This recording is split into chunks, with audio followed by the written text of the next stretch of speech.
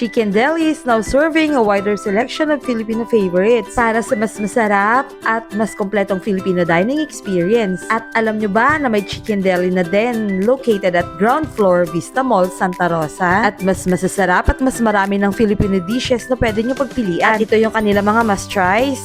Fiesta Blend sa halagang 995. Flame Favorites na 1,195 naman. Etong Kusina Collective ang pinakagusto ko sa lahat. At sa mga mahihilig naman sa seafood, you can order Alon Feast. Just add 200 pesos para sa isang pichel ng iced tea. At sa dessert naman, ang in-order namin na itong sabakon yelo na sobrang nagustuhan ko kasi hindi ganun katamis. Mga trentahin. If ever magawi kayo sa may Vista Mall Santa Rosa, huwag niyong kalimutang dumaan sa Chicken Deli and enjoy the best of Pinoy food. Kompleto at talagang panalo ang lasa. See you there!